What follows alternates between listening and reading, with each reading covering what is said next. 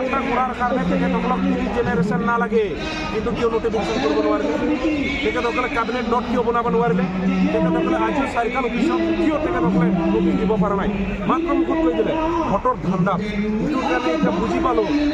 10 বছৰ 15 বছৰ থকালে হৈ গ'ল ভোট থক পালোঁ আমি এতিয়া কিন্তু আমি প্ৰেক্টিকেলত আমি ডকুমেণ্টেশ্যন কাগজ পত্ৰ হিচাপ কৰি আছোঁ এই কাগজত তেখেতসকলে যেতিয়া আদিবাসীৰ পাট্টা নিদিয়ে এষ্টিকৰণ নকৰে তেতিয়া কিন্তু আজিৰ পৰাই আমি শপত খাই গৈ আছোঁ হেমন্ত বা বিজেপি চৰকাৰৰ বা বিজেপি পাৰ্টিৰ যিকোনো দলে কোনো গাঁৱত আদিবাসী গাঁৱত আৰু বাগানত বিজেপিৰ মিটিং কৰিবৰ কাৰণে আমি নিদিম একেবাৰে হাতত খুলি দেৱাৰ কাৰণে একেবাৰে খানা দেখা গৈছিলে যে ত্ৰিপাক্ষিক চুক্তি হৈছিলে বিদ্ৰোহী আপোনালোকো আছিলে আপোনালোকো আহিছিলে আৰু সেই সময়ত কোৱা হৈছিলে যে আদিবাসীসকলৰ যিসমূহ সমস্যা আছে মৌলিক সমস্যাসমূহ সমাধান আজিলৈকে বিশ্বাস কৰে নেকি এই চুক্তিখন জাষ্ট আদিবাসীৰ ভোটটো ল'বৰ এটাই ধান্দা কৰিছিল আৰু এই চেকটিটো ৰখাই পেলাই তাত লিখা আছিলে যে ইণ্টাৰেম কাউন্সিল 6 মাহৰ ভিতৰত থাকে বা 3 মাহ থাকে কিন্তু কি কৰিলে ইণ্টাৰেম কাউন্সিলতে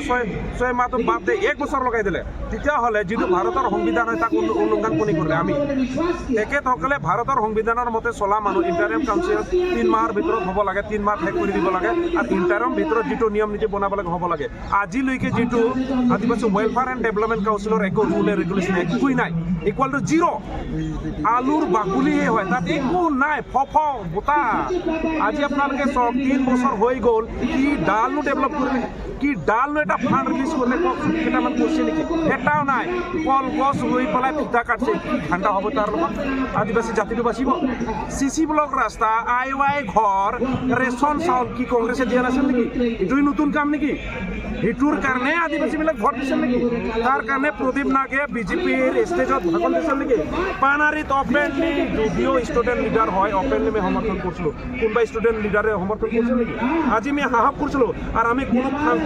মানুহ নহয় আমি যদি একবাৰ জাবন দিছোঁ আমি জাবন পুৰা কৰোঁ কিন্তু বিজেপি কিয় নোৱাৰে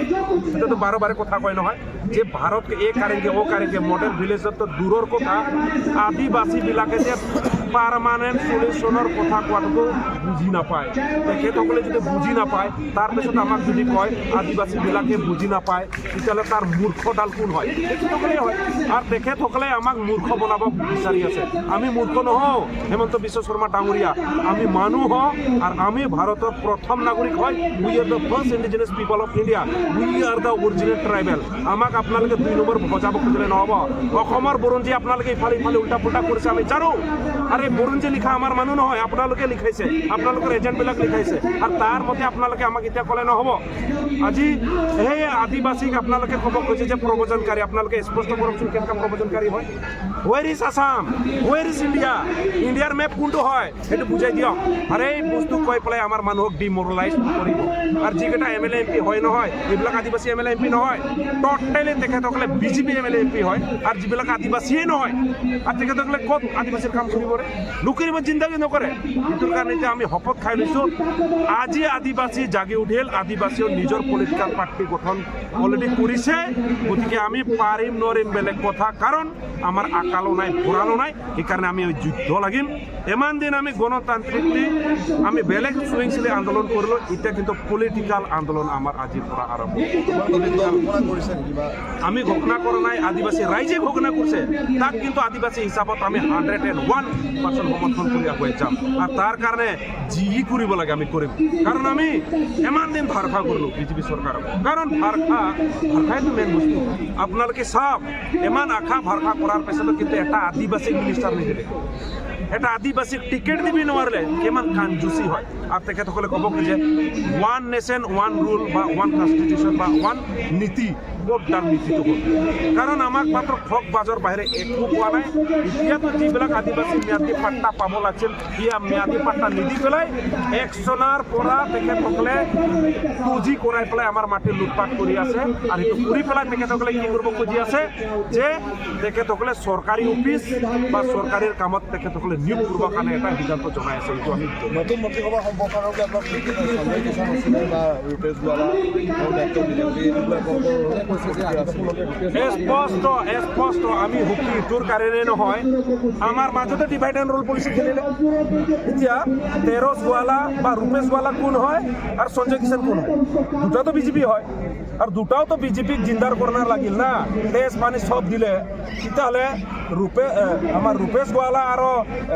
আমাৰ সঞ্জয় কিষাণৰ মাজত কি ডিভাইড এণ্ড ৰোল পলিচি খেলা নাই বিজেপি ব্ৰিটিছৰ ৰোলটোৱে তেখেতসকলে খেলি আছে ডিভাইড এণ্ড ৰোল তেতিয়াহ'লে তেখেতসকলক যদি ইমান মৰম দয়া আছিল এই সময়ত আদিবাসীৰ পাঁচটা মিনিষ্টাৰ আছিল তাত দুটা মিনিষ্টাৰ বনাই দিলে কি বেয়া হ'লে হয় এতিয়া আমাক কৈ আছে আপোনালোকে সুখী হয় না নহয় যে আজি সঞ্জয়ক নিদি আমি তাৰ পৰা কাটি পেলাই আমি ৰূপেশক দিলে আপোনালোকে কি কয় আমিতো কম আপোনালোকে কাঞ্জুচি কৰাইছে আদিবাসীৰ মাজত কাজিয়া লগাবৰ কাৰণে এইবিলাক নাটক কৰিছে গতিকে ইমানে ভাল পায় যদি মিনিষ্টাৰ আৰু বাঢ়াওক না সঞ্জয়কো ৰাখক ৰূপেশ গোৱালাকো দিয়ক আৰু কোনোবা যদি দিব খোজে দিয়ক কাৰণ আকৰ্ডিং টু পপুলেশ্যন আজি আদিবাসীৰ কনষ্টিটিউশ্যনত যদি আপোনালোকে হিচাপ কৰে পপুলেশ্যন কোনটোত নাই আজি মোৰ দেন 33 কনষ্টিটিউশ্যনত আমাৰ মানুহ আছে আমি যদি এতিয়া আৰম্ভ কৰিছোঁ কৈ দিছোঁ বিজেপি চৰকাৰক আজি বুৰ্বক হ'ব পাৰে আদিবাসী কিন্তু চাব একদিন সেই কনষ্টিটিউশ্যনবিলাক আমাৰ জাতিৰ হাতত থাকিব আপোনালোকে যিমান ডিমিলিটেশ্যন কৰক যিয়ে কৰক যিমানে সমষ্টি কাটক নোৱাৰিব আদিবাসীৰ মানুহটো অগ্ৰপন্থী দ্বাৰাইতো মাৰিলে না কিমান শেষ কৰিব পাৰিলে বিটিআৰতো দুবাৰ মাৰালে কৰিব পাৰিছিলে কি দ্বিতীয় বিটিআৰত আমি বড়োৰ লগত সমান পপুলেশ্যন কিন্তু কি কৰিছে আমাৰ মানুহৰ ডি ভোটাৰ্ছ কৰাইছে ভোটতে নাম উঠোৱা নাই আৰু এইটো ক'বৰ কাৰণে দুখ লাগে যে কিছুমান ভোটাৰ্ছবিলাকতো ডাবল কৰাইছে কিছুমান আমাৰতো নাই এইটো কৈ পেলাই লাভ নাই গতিকে এইবিলাক ষড়যন্ত্ৰ বিজেপি চৰকাৰৰ আৰম্ভ হৈ গৈছে এতিয়াও ক'ব খুজিম যে বিজেপি চৰকাৰক এতিয়া লাষ্ট চান্স সেই 24ৰ ভিতৰত যদি এছ টি দিব লগা আছিল দিয়ক অন্যথা আদিবাসীয়ে বিৰচা মুণ্ডাৰ আন্দোলন আমি ল'বৰ কাৰণে আমি বাধ্য হ'ম কিন্তু বিৰচা মুণ্ডা প্ৰথম ট্ৰাইবেল হয় আৰু তেখেতে যদি ব্ৰিটিছক খেদিব পাৰিছে তেতিয়াহ'লে বিজেপিক আমি কিয় খেদিব নোৱাৰিম এইটো আমি জানো একদম স্পষ্ট আদিবাসী ছাত্ৰ সন্থা যোৱা 15 ছেপ্টেম্বৰ 2022 আদিবাসী এটা শান্তি চুক্তি ৰূপায়ণ হ'ল এই শান্তি চুক্তিক ভাল বুলি আমি ৱেলকাম কৰিছিলোঁ কাৰণ বিজেপি চৰকাৰে যিকোনো আমাৰ জাতিৰ কাৰণে কৰিছে সেইটো আমি ৱেলকাম কৰিছোঁ কিন্তু তাত চালোঁ যে যিটো দফা 2.1 যিটো চিডুলিং আদিবাসী সেইটোৰ প্ৰক্ৰিয়া কিন্তু তাৰ চাবলৈ আৰু কাকো ৰেছপনচিবিলিটি নিদিছে সেইটোৰ কাৰণে সেই কাউন্সিলক আমি সেই কাউন্সিল দিয়াটোক আমি সন্তুষ্ট নহয় কাৰণ কিন্তু কনষ্টিটিউশ্যনে যিটো একো ক্লজ বা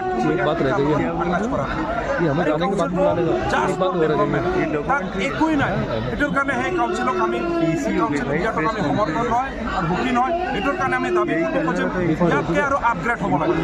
সেই কাউন্সিলটো আপগ্ৰেড হ'ব লাগে আৰু আদিবাসী অট'নমাছ কাউন্সিলটো দিব লাগে সেইটো আমি দাবী কৰিম কাৰণ আদিবাসী অট'নমাছ কাউন্সিল নহ'লে কিন্তু এই আদিবাসী যিমান পেছ কৰাইছে সেইটো কিন্তু ডেভেলপ কৰিব নোৱাৰিব কাৰণ সেই compare to welfare and development আৰু অট'নমাছ তাত বহুত আকাশ-পাতাল ডিফাৰেঞ্চ আছে অট'নমাছ হ'লে নিজৰ কাউন্সিল হ'ব আৰু এতিয়া যিটো ৱেলফেয়াৰ দিছে জাষ্ট ৱেলফেয়াৰ মানে কি পইচা হ'লেহে সহায় কৰিব পইচা নহ'লে সহায় নকৰিব তেতিয়াহ'লে ক'ত ডেভেলপ হ'ব যিটো এটা এমত খোলা হৈছে সেই এমটো কেতিয়াও ছাকচেছ নহ'ব আৰু যিটো এতিয়া সকলো জনগোষ্ঠীৰ লগত পাৰালেলি ডেভেলপ কৰিব লাগে তেতিয়াহ'লে এই ৱেলফেয়াৰ ডেভেলপ কাউন্সিলৰ লগত একো নহ'ব সেইটোৰ কাৰণে আমাৰ ছেকেণ্ড ডিমাণ্ড আছে 1 নম্বৰ ডিমাণ্ড আছে অসমত থকা ওৰাং মুণ্ডা চৰকাৰীয়াক 2024ৰ ভিতৰত এছটিকৰণ কৰাব লাগে 2 নম্বৰত আদিবাসী ইকুৱেলাইজ কৰাৰ কাৰণে আদিবাসী অট'নমাছ কাউন্সিল দিব লাগে এইটোৱে আমাৰ মূল দাবী আৰু সেই দাবীটো দিলেহে অসমৰ আদিবাসীৰ কালচাৰ হিষ্ট্ৰী জাতি ভাষা বাচিব অন্যথা কিন্তু আদিবাসী অসমত নাবাচে একেবাৰে ঠিক আছে